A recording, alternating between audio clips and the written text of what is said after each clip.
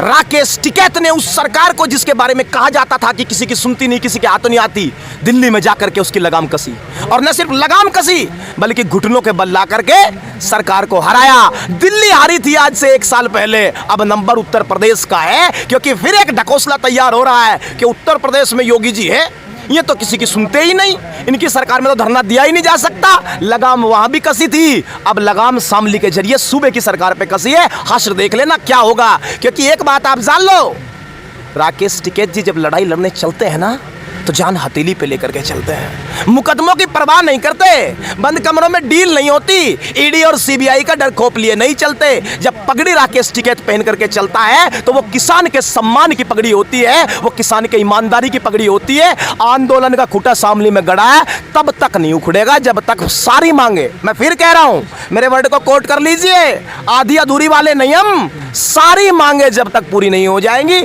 तब तक हम यहां से नहीं उठेंगे। मैं आपसे जानना चाहता हूं, मुझे बता दीजिए, छोड़िए सरकार को, क्योंकि दरअसल दिक्कत क्या है ना, इस देश के नेताओं ने कुर्ते की चमक के छप्पर तले जनता से बात करना बंद कर दिया। मुझे बताइए, इस देश में जीएसटी कफन पर लगा, इस देश में जीएसटी स्याही पर लगा, इस देश में जीएसटी कलम पर लगा, इस देश में जीएसटी दही पर लगा, इस देश में जीएसटी आटे पर लगा।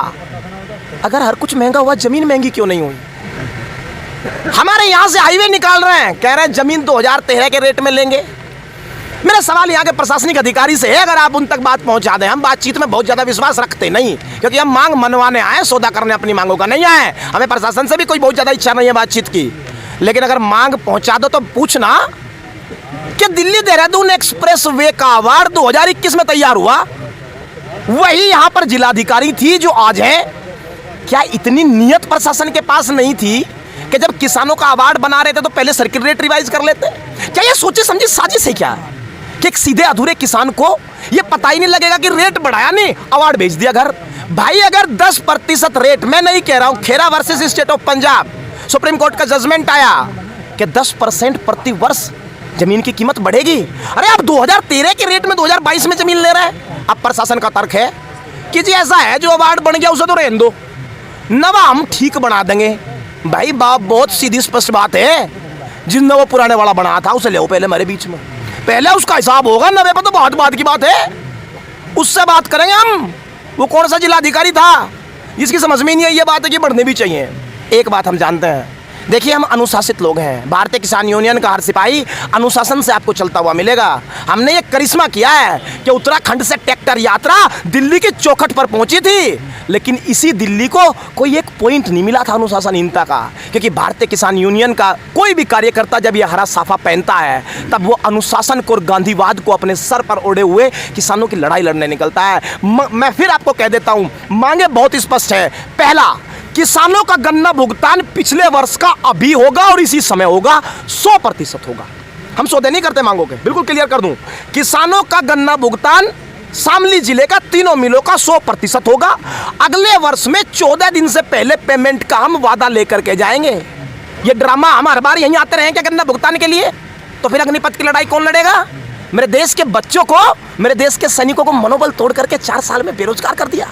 उनकी लड़ाई भी हमको लड़नी है, इन्हीं बुजुर्गों को लड़नी है, इसी सम्मानित पगड़ी को लड़नी है जो रात के 2 बजे कपकपाती ठंड में दिल्ली की नाक के तले हुक्का गुड़गुड़ा रहे थे और एक दिन दिल्ली को कांपना पड़ा।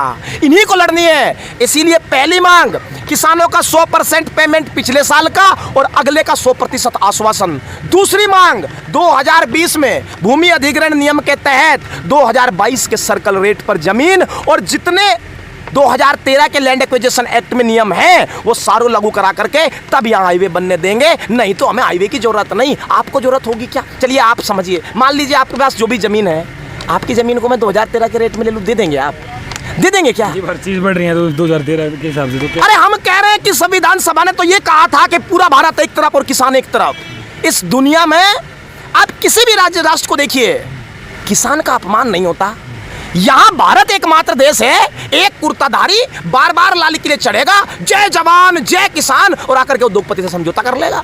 अब नारों में एक किसान बहकने वाला नहीं है, अब इन बातों में किसान बहकने वाला नहीं है कि अन्नदाता मेरे घर में आए मैं धन्य हो गया। नहीं भाई साहब, अन्नदाता अपने घर ठीक है, 2 रोटी ठीक खा रहा है। पॉलिसी पे बात होगी, बातों पे बात नहीं होगी। अब झूठे वादे सहेगा अन्नदाता नहीं। क्योंकि अन्नदाता अच्छा, आप एक बात बताइए, किसानों की आय दुगनी हुई है कि नहीं हुई है? ये मेरे स्पष्टीकरण जवाब दीजिए। दुगनी किसानों की आय हुई है। हम कह रहे हैं अगर दुगनी किसानों की आय हो जाती तो प्रधानमंत्री ढपली नहीं 4 ढोल लेके खड़े होते लाल किले पे। जिक्र किया उन्होंने। एक मिनट ब्रेक करो। जो सरकार 3 बिल लेके आई थी किसानों के लिए, जी। क्या पता वो किसानों की दुगनी आय कर देते? क्या पता, मैं आपसे पूछना चाहता हूं, जानते हैं वो क्या बिल थे? पहला बिल कहता था कि अगर पिछले ईयर का स्टॉक बचा हुआ है तो किसान अपनी मर्जी से फसल नहीं बेच सकता। मैं एक बात कह रहा हूं, आपको समझना पड़ेगा। देखिए बहुत तकनीकी सवाल आपने पूछा, अगर 2 सेकंड आप मुझे दे मैं समझा दूंगा आपको। जानते हैं उस किसान बिल में कमी क्या है? 90% लोग तो जानते ही नहीं होंगे। एक बात बता दूं, 20% जनसंख्या भारत की ऐसी है, कुछ भी मोदी जी करते, मोदी जी ने ठीक कहा। शुरुआत में कहा बिल अच्छे हैं, कैंसिल नहीं होंगे, मोदी जी ने कैंसिल कर दिए। बोला जी बिल तो खराब कर थे पर मोदी जी की माफी बहुत बढ़िया। उस 20% जनता को तो हटा दो, उनका दिमाग काम नहीं कर रहा है। इस देश में एक कानून है कि कोई भी व्यक्ति फसलों का स्टोरेज नहीं कर सकता। किसी भी उद्योगपति को आज की तारीख में यह अधिकार नहीं है कि वो गेहूं को स्टोर कर ले अगले साल के लिए। सरकार ने कानून तोड़ दिया। कानून तोड़ने के बाद उद्योगपति को स्टोर करने की हिम्मत मिल गई।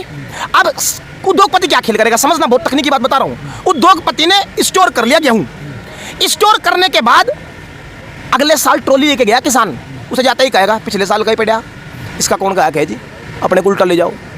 क्यों? क्योंकि किसान को लाचार किया जाएगा। मैं पूछना चाहता हूं प्रधानमंत्री से, भारत कृषि प्रधान देश है और अगर यह अनाज उगाता है, India is a large producer of grain, अगर वाकई लार्ज प्रोड्यूसर है तो पिछले साल का अनाज क्यों बचा के रखना भाई? किसने तस्वीरें इस भारत में 70 साल में नहीं देखी अनाज सड़ रहा था सड़कों पे? आपने नहीं देखी या मैंने नहीं देखी? हर साल का यही किस्सा है। तो सरकार क्या कर रही थी? पिछले साल का अनाज बचा रहेगा, मंडियां खत्म कर रही हैं। आप मत जाइए, सवाल भी मत पूछिए, बस जाइए थोड़ा सा बिहार पे केस स्टडी कर लीजिए। बिहार का किसान बर्बाद क्यों हुआ? क्योंकि वहां सरकारी मंडी खत्म हुई। जब बिहार में सरकारी मंडी खत्म हो गई तो वहां का किसान इतना लाचार हो गया, प्राइवेट सेक्टर ने खरीदना बंद कर दिया, उसको मजदूर लगना पड़ा दूसरे के यहाँ। बिहार की अर्थव्यवस्था का यही बड़ा कारण है। यही खेल दिल्ली में खेला जा रहा था, लेकिन लगाम टिकैत साहब ने पकड़ ली और आखिर में इस खेल को रुकना पड़ा। ये बहुत तय है। तो जो 3 बिल आए थे वो आय बढ़ाने नहीं आए थे, किसान को मजदूर और गुलाम बनाने आए थे। गुलामी ये किसान ने कभी स्वीकार करता और ना आगे करेगा। देश ये किसानों का है, 4 कुर्ताधारी चाहे किसी भी पार्टी के हो, हम यूनियन वाले लोग हैं, हमें इस राजनीति का ठेका है ही नहीं। लेकिन एक अहम सवाल ये है जी, राकेश टिकैत बार बार ये बात कहते थे कि MSP की गारंटी देंगे तब घर किसान वापसी करेंगे, तो सरकार के साथ क्या ना क्या गुपचुप हुई है? देखिए एक बात, बहुत बढ़िया बात आप कह रहे हैं, गुपचुप तो होती नहीं। मैं बता देता हूं राकेश टिकैत कितने साफ नेता हैं। राकेश टिकैत यहां धरना दे रहा है, आज तक कभी प्रशासन से बात करने नहीं गए। वो सन्यासी व्यक्ति हैं, वो नहीं करते ये सरकार से बातचीत। ऑन रिकॉर्ड कह रहा हूं मैं आपको, आज तक वो किसी से बात नहीं करते, वो सन्यासी आदमी धरना देता है। मैं आपको एक बात पूछ रहा हूं, क्या 3 बिलों का वापस होना किसान आंदोलन की मुख्य मांग थी कि नहीं? बिल्कुल थी। उसके साथ मैं आपको बता रहा हूं, ठीक है नहीं? जितने भी दौर की वार्ता हुई, 12-13 दौर की वार्ता हुई, बाहर आते ही क्या कहा गया? भाई सबसे पहले किसान आंदोलन पे बात होगी और 3 बिलों पे बात होगी, जब भी बात हो सकती है। हुई?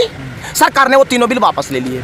इसका मतलब वो हर ट्रैक्टर जिस पर तिरंगा लगा था उसकी मेन मांग एक थी कि भाई 3 बिल वापस होंगे। उसने अपनी मांग मनवा ली। MSP का जो कानून था, सरकार ने 3 बातें कही थी। पहली बात, MSP पर कानून के लिए सरकार संयुक्त किसान मोर्चे की सहायता से कमेटी बनाएगी। पहली मांग थी कि नहीं? आप पत्रकार हैं, जानते होंगे। दूसरी, बिजली संशोधन अधिनियम लोकसभा में तब तक पेश नहीं होगा जब तक संयुक्त किसान मोर्चा के नेताओं से बात ना हो। और तीसरी बड़ी बात, सभी मुकदमे आंदोलन के वापस लिए जाएंगे। सरकार ने वादा खिलाफी की है। सरकार ने MSP पे कानून नहीं बनाया। सरकार ने बिजली संशोधन अधिनियम सेलेक्टिव कमेटी को भेज दिया 10 दिन पहले लोकसभा में ला करके। इसीलिए हम फिर कह रहे हैं, दिल्ली दूर नहीं, ये प्रैक्टिस मैच चल रहा है, कैमरा दिखा दो, वर्ल्ड कप फिर दिल्ली में ही होगा। फिर होगा दोबारा वर्ल्ड कप फिर दिल्ली में ही होगा। दिल्ली से किसान वापसी क्यों हुई? आप क्या मानते हैं कि जो BJP सरकार का स्टंट था, क्योंकि 2022 में उत्तर प्रदेश में चुनाव थे, सरकार ने खेल तो नहीं खेला किसानों के साथ? देखिए आप एक बात समझिए। नहीं, ये बात सोचने की है। बिल्कुल नहीं, मैं बता रहा हूँ, आपको जवाब दे रहा हूँ। जो लोग आंदोलन पर टिप्पणी करना चाहते हैं वो पहले गांधी को पढ़ें। गांधी से बड़े आंदोलनकारी नहीं हुए और हम गांधी के सिद्धांत के लोग हैं। गांधी कहते हैं कि सरकार को जब एक बार झुकाया, झुकी सरकार के नहीं, झुकी 3 बिलों पर के नहीं, सरकार झुकी। जब एक बार झुकाया तो ऐसा लगा कि ऊपर वाले ने कुछ नियत दी होगी, MSP पर कानून बना देंगे। और एक बात और भी है, हम वापस इसीलिए आ गए क्योंकि हमारे पास भीड़ भाड़े की नहीं थी। ये किसान हमारे अपने हैं और अगर आज राकेश टिकैत आह्वान बने तो ट्रैक्टरों की गड़गड़ाहट से फिर संसद हलेगा। पिछली बार पुराने वाला हला था, इस बार शायद नए वाला हिलेगा क्योंकि नई बिल्डिंग तैयार हो रही है। तो भाई तमाम मुद्दों पर किसानों मतलब सवाल तो कुछ रहे नहीं, पूरा डिस्कशन हो। क्या नाम है भाई साहब? शुभम मलिक, गाँवलांग। शुभम मलिक हमारे साथ मौजूद थे। क्या कहना चाहोगे? एक ज़बरदस्त तरीके से जो अपनी बात रखी और लगातार बने रहेगा इंडिया हरियाणा चैनल पर। नमस्कार, जय हिंद, जय भारत।